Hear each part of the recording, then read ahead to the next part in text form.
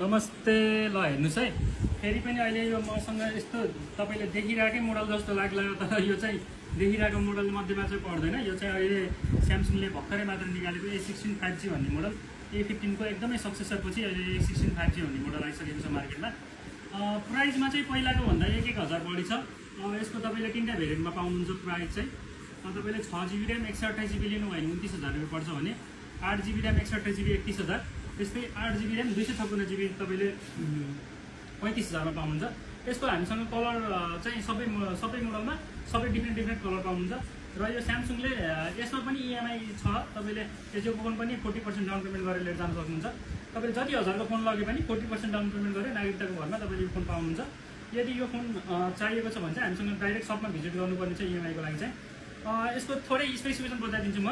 यसको चाहिँ डिस्प्लेको कुरा गर्नुहुन्छ भने चाहिँ यसमा चाहिँ HD प्लस को फुल HD प्लस को रेजोल्युसनमा 90 हर्ट्जको सुपर एमोलेड स्क्रिन हो यसको अगाडिको फ्रन्टको चाहिँ। त्यसपछि तपाईले क्यामेराको कुरा गर्नुहुन्छ भने चाहिँ यसमा चाहिँ 50+5+2 को कम्बिनेसनमा पछाडिको रियर क्यामेरा छ भने तपाईको फ्रन्ट क्यामेरा चाहिँ 13 मेगापिक्सलको छ। यसको भेरिएन्टको कुरा गर्नुपर्दाखेरि चाहिँ 6GB 128GB 8GB 128GB र 8GB 256GB मा आउँछ भने यसको प्रोसेसरको कुरा गर्नुहुन्छ भने चाहिँ मिडियाटेकको 6300 भन्ने डायमेन्सिटी 6300 भन्ने 5G प्रोसेसर हालेको छ। यसको प्रोसेसिङ पावर चाहिँ राम्रै छ पहिलाको भन्दा। पहिलाकोमा चाहिँ G99 थियो भने यसमा चाहिँ तपाईको प्रोसेसर पावर चाहिँ राम्रो छ। त्यसपछि यसको चार्जरको त अब सेम नै भइहाल्यो। चार्जर चाहिँ सबै जहिले पनि 25 वाटकै दिन्छ र कम्पनीले यसमा फ्री पनि दिएको छ।